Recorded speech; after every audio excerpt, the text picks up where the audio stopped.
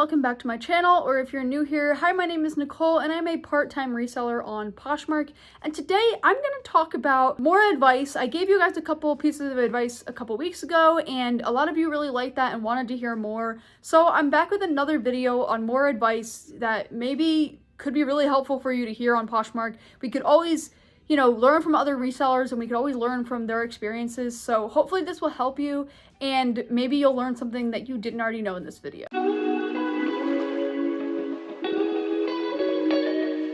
Okay, so the first one I'm going to briefly talk about because I did actually talk about it in last week's video. So if you haven't seen that video, definitely make sure you watch it. But I talk about how likes don't equal sales. And so it's important to remember that that is the case. A lot of people just think that they equal each other. So they're like, well, they liked the item, they must be interested in purchasing.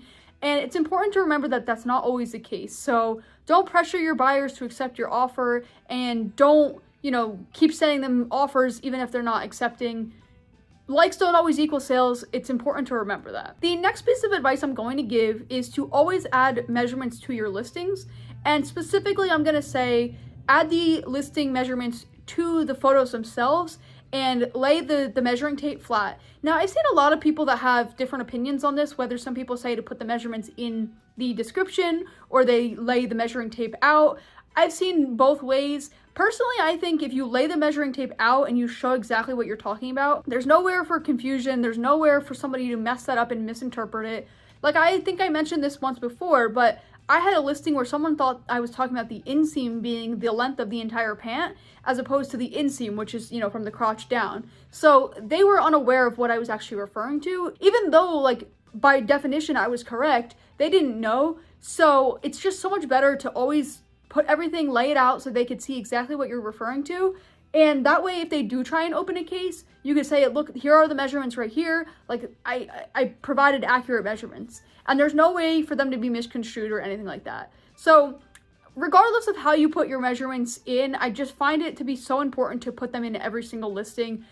You just don't want to have to answer people who have questions about that. And it's just going to make people want to purchase so much quicker if the measurements are there when they need them. The next piece of advice I'm going to give is to not decline offers. Always counter or accept, no matter how low it is. Somebody's going to want to meet you in the middle, and it's just important to always counter. Do not decline, as tempting as it may sound. Don't take it personal, just accept or counter and move on. The next piece of advice I'm going to give is especially if you are a new seller on the platform, or even if you're trying to save money, you can get free boxes from the USPS. You could order them online to be delivered to your house for free, or you could pick them up at your local post office. I recommend using these because that way you don't have to purchase your own packaging. Now, I have both. I use the free boxes, but I also use my own mailers. But it's just a good way to, cut on costs, and that way you don't have to save a bunch of boxes and take up a lot of room. They come flat, so you could just make them when you need them. But really take advantage of them because, like I said, they are free, so you could definitely use them, and you can fill them as much as you possibly want to. The next piece of advice I'm going to give is to make sure that you're sharing your closet throughout the day. It's so important, and I preach this in every video about how you need to share your closet to have success on the platform. And Poshmark really does reward those people who share their closet often with sales. So make sure that you're sharing your closet multiple times a day. You have 10,000 shares a day that you can hit at a max. So get as close to that as possible, and it's going to help you make more sales on the platform. This next one, a lot of you have heard me talk about, but it's important to remember. Don't take anything off the platform. Always keep all transactions on the platform. Do not email or text somebody if they ask for measurements off platform. Always, it's a scam. Never do that. So it's so important to keep everything on the platform, and make sure you don't have a transaction that goes through like Venmo or anything like that, because that is not protected. If there is an issue and you don't get your money, Poshmark cannot help you if you take it off the platform.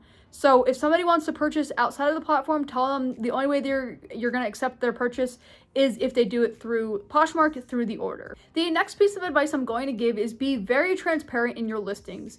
Be detailed, be descriptive, put those measurements, put the colors, express if there's flaws, say if the item is true to size, maybe if it shrunk in the wash, make sure you describe that. Maybe if there's something, damage to it, make sure you specify that. If it's like a really rough material, specify that. So many things that are so important to be transparent about. Nobody wants to buy something that they don't know what they're getting into. Don't have like a one-line description, because that really is confusing for people. Make sure you are very descriptive with what you put on Poshmark, and it's going to help your items sell a lot faster. The next piece of advice I'm going to talk about is it's more about the style of the pieces that you're picking up and not necessarily about the brand. So you could have a really good brand, but the style is just not something that people are looking for. And I actually know this firsthand because I sell a bunch of like Madewell jeans and Madewell tops, and I've gotten, you know, the wrong sizes or I've gotten the wrong styles, and they sit for a long time. And same thing with my Lululemon pieces. I've gotten like the capri style pants, I've gotten patterned, you know, leggings, and I've gotten like wrong sizes, and they just don't sell for me. And it took me a while to realize that it's not the brands that are the problem, it's the styles that I'm picking up. I'm not picking up styles that people want. You got to pay attention to what is trending. So like, for example, with athletic wear, people want, you know, the more bell-bottom style or the more flared like yoga pant, as we used to call them back in the day. They want that style now. They don't want like the skin tight or like the cropped like capri length. So if you're picking up the wrong styles, they're not going to sell. So make sure you're doing your research on the styles and make sure you're picking up those, and you'll have more success. Another piece of advice that I actually think is so important is to offer discounted or free shipping when you can. Because the shipping is so expensive on Poshmark, a lot of buyers don't want to purchase. They get kind of like scared away because they don't want to pay $8 for something to be shipped, especially if it's like a small t-shirt or something. So I always recommend giving a shipping discount or, you know, a free shipping, you know, thing on the order. I think it really helps and it really entices buyers. So if you have to price a little higher to cover that discount, go for it. I think it's going to be more enticing to the buyer to get discounted shipping than it is going to be to get a lower price on an item, because at the end of the day, they don't really know what your original price was versus a discounted price. So it's so much better to give them discounted shipping, say, hey, look, you're saving this amount of money on this item. You might want to purchase it now. And I think that's more enticing to buyers. Another piece of advice that I'm going to give is don't be afraid to sell the cheap items. A lot of people like don't think it's worth selling cheap items. And a lot of people don't pick up cheap items, but do sell them because they actually do sell on Poshmark. And I have a lot of pieces that like are vintage brands or pieces that like I personally wouldn't want. And it's like a little ironic because I also think that a lot of people wouldn't like them either, but they are the ones that sell the quickest for me. And I have a few buyers in particular that come to my closet all the time looking for the exact same styles, the exact same sizes, and they are not those trendy sizes and styles. So you kind of just have to try and see what works. And for me, it actually worked to, you know, pick up brands that maybe are cheaper or not so good. And so don't be afraid to pick up those cheaper brands. They probably will actually sell really well for you. The next piece of advice is don't buy something just because you think it's cute. And believe me, I've been there, I've done that. I actually purchased something because I liked it, and then I ended up keeping it for myself. That was kind of not the point. But the thing is, it's not about what you think is cute or what you would wear or what you like. Focus on, again, what those trendy styles are. Focus on buying things that you know you're going to be able to sell. So if it's a cheaper brand, then pick it up. Don't necessarily just buy things that you're into, and definitely don't purchase things that are just in your size or like, you know, one off of your size. Pick up a wide variety of sizes, extra small to like a 3X.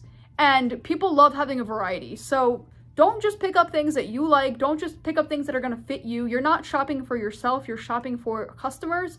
And you want to make sure you have a variety of things for them to look at. And the final thing I'm going to talk about in this video is just to make sure that you are following the rules of Poshmark. Because again, so many people don't follow the rules. They sell things that they're not allowed to. They use stock photos. They, you know, take transactions off Poshmark. A lot of things that are against the rules. So just make sure you are following the rules. Read the guidelines, read the FAQs. Make sure you do your research on what you're allowed to do on the platform, what you're allowed to sell. Don't just sell things because other people are selling them. Don't just use stock photos because other people are doing it. This is your business, and at the end of the day, if something goes wrong with your business, you only have yourself to blame. So just because another Poshmarker is doing something doesn't mean you should be doing it as well. Make sure you are making smart decisions for your business, because at the end of the day, you're the only one behind it. And if you lose your business, you only have yourself to blame. So hopefully this video was helpful with some advice. Let me know down below if there's any more advice that you have for, you know, Poshmark sellers. And if you missed my part 1 to this, I did some more tips a couple weeks ago. If you want to see that, you can click right here. And if you want to see a video on reasons why I'm on Poshmark and why I don't sell on other platforms, and what I think about the new Mercari 0% fees for sellers, you could click right here. I did a whole video on talking about all of that, so I would love to have you watch that. But yeah, hope you like this video, and until next time, I will see you then.